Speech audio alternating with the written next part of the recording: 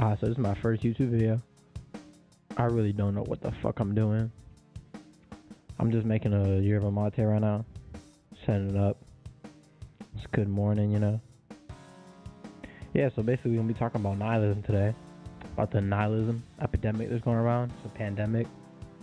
A lot of nihilism. You know what I mean? And basically, like, this YouTube channel, I just want to kind of talk about human nature, art, philosophy, you know, shit like that, psychology. Hopefully you can take some type of value out of these videos. That's it. I mean, this one's kind of a rant, kind of, I don't know, kind of rambling, really. It's my first video, I don't know what I'm doing, so I said, fuck it. I mean, what is this nihilism epidemic anyway, you know, like fucking nihilism?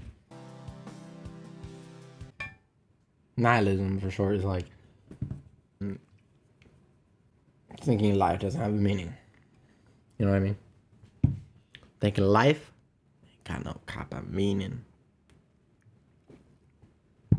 No meaning. We exist for like no reason. Just easy to get to that point. It makes sense, you know? You think about life. Ain't none of this shit makes sense. Like, realistically, the systems we live in, the world, buildings, like, what the fuck? Buildings, like, what the fuck you talking? This room, this video, capturing this. How do you know this shit all real? How do you know this room, these walls and shit are real?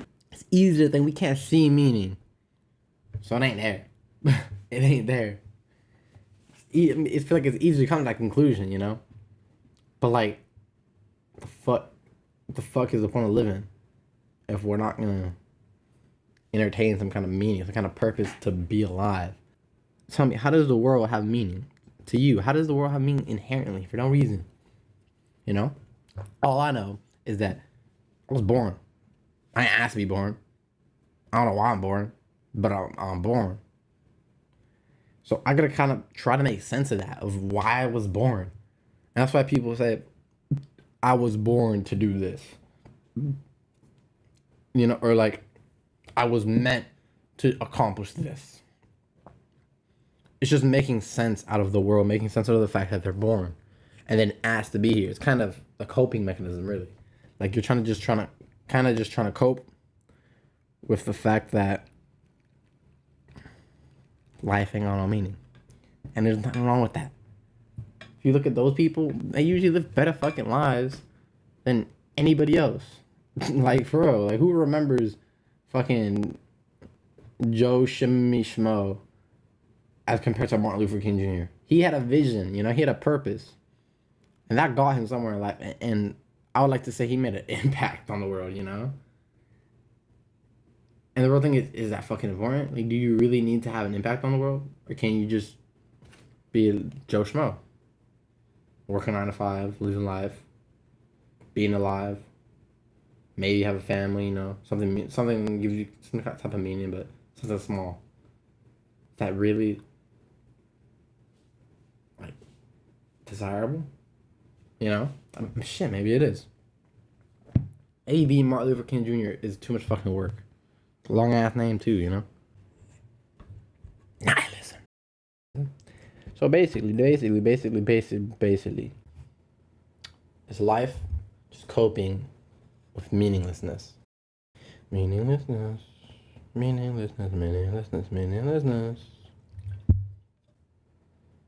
Now be real with me though, like, I feel like everything in life is a cope. You're just coping with something.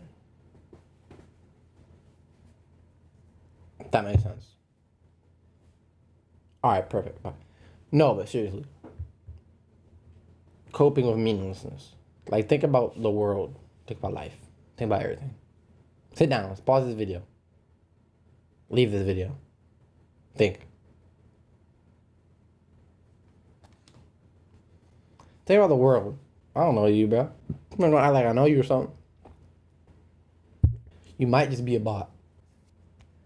It don't make sense. It don't make sense. Like, why do we need to survive? Why do we have a survival instinct? Why do we exist in the first place? Why were we just placed here? Whether evolved or fucking dropped by some alien egg on the ocean or some weird shit. Like, I don't know. Why? Why does all this have to exist? Why does everything that happened have to have happened? Why does everything that will happen have to happen?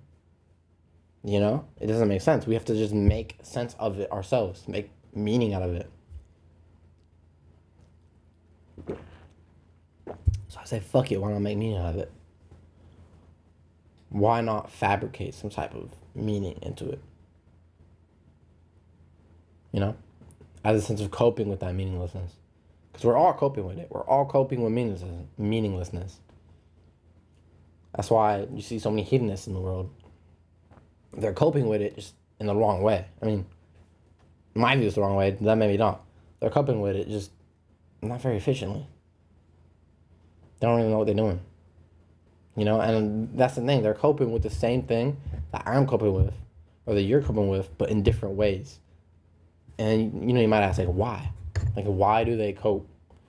And why do we all cope in such different ways if we all truly want the same thing?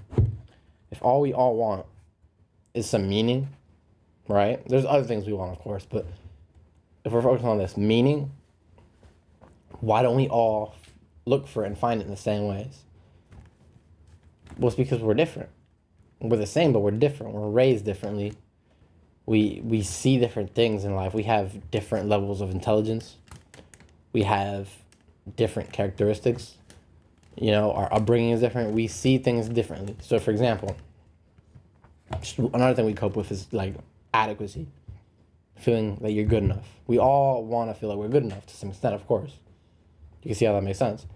So, if I grew up and I learned through my parenting and my education and stuff that the way I were to feel good enough is by getting attention for this, or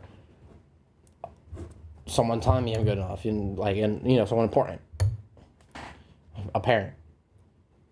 If I learned that the way to get attention was by being a good student and being a nerd or some shit, then I'm probably gonna end up doing that. I mean, elementary school, yeah, I was doing that. I was a good kid, good grades, all this stuff.